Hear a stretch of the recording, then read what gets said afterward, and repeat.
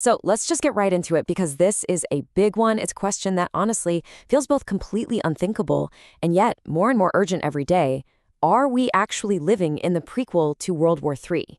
Today, we're going to try to make sense of it all, the science, the history, and the really unsettling parallels between our world right now and the lead up to past global conflicts.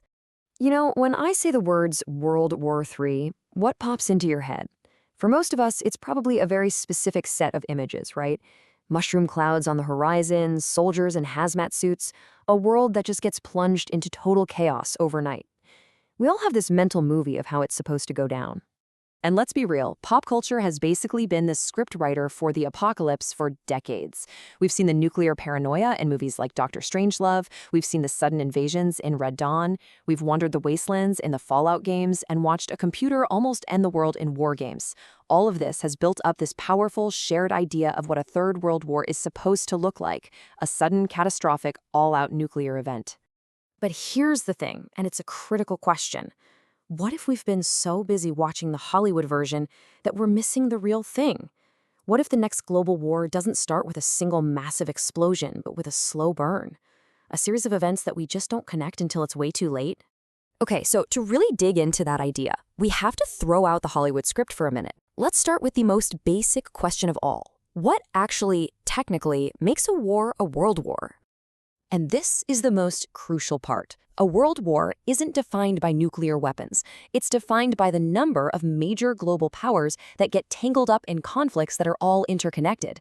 It's not about the size of the bombs, it's about the scale of global involvement. How many of the world's main players are in the fight? That's the real measure. And what's wild is how long this idea has been rattling around.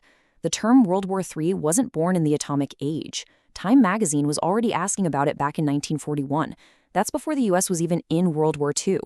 Then, during the Cold War, it became shorthand for the big one, a nuclear showdown. But ever since, the idea has just kept evolving to include all these new kinds of threats.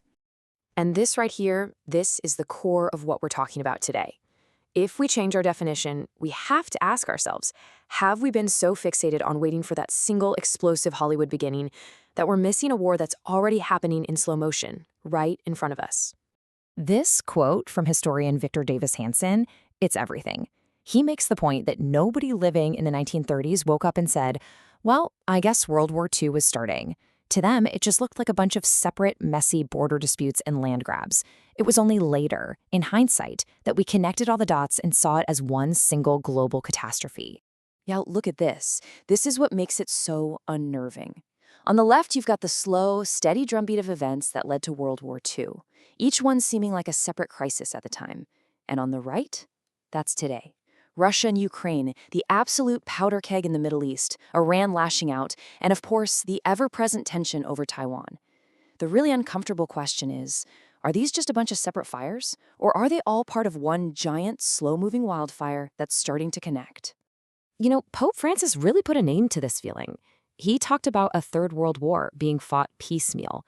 It's not about one huge declaration of war, but maybe it's about a whole lot of smaller, interlocking wars that, when you finally step back, you realize they make up one giant global struggle. So, if this war is being fought piecemeal, where are the pieces? Well, analysts tend to point to three big areas, three fronts that are all distinct but are getting more and more connected every day. First, you've got the Europe-Russia front. It's basically a new Cold War, set off by the war in Ukraine, where both sides are running massive military drills, pretty much practicing for a direct fight. Second, there's the Middle East cauldron, where conflicts around Iran and Syria are sucking in all the big global powers. And third, the Asia-Pacific, where the US and China are locked in this tense standoff over everything from computer chips to control of the sea. The scary part is that a spark on any one of these fronts could easily ignite the other two. And what makes all of this even more dangerous is that the old rules don't really apply anymore. We're in this new era of transactional diplomacy. The old predictable alliances are breaking down. That creates a world that's way more fragmented, way more unstable, and just dangerously unpredictable. And this really puts it in perspective. Back in the 19th century, you had a system that, for the most part, kept the peace. During the Cold War, it was terrifying, sure, but the two superpowers and their nuclear arsenals created a weird kind of stability. But today's just fragmented. There's no clear framework, which means the risk of a mistake, of a massive miscalculation, is just sky high. So, all of this leads to this really profound feeling that we are living through history right now. It feels like we're in a moment where one wrong move, one single miscalculation, could trigger a chain reaction that spirals out of control across the entire globe. And just look at this number. Right before World War I, there were about 61 countries in the world. Today, there are 195. That means the web of global relationships is just unbelievably more complex. There are so many more places where things can go wrong. A so-called black swan event, some random incident, a missile hitting the wrong target by mistake, a plane getting shot down, could be all it takes to make the whole fragile system come crashing down. Which brings us to this one thought. It's incredibly sobering, but it really sums up the whole dilemma. We may be living through the early days of what future historians will call World War III. And then there's that final, chilling part of the sentence that reminds us exactly what's at stake. So really, it all comes down to this. If a world war isn't the single Big Bang event we've all been taught to expect, but a slow, quiet unraveling of the world, then the most important question is one of simple recognition. Are we going to be able to see the story we're in before we get to the last page?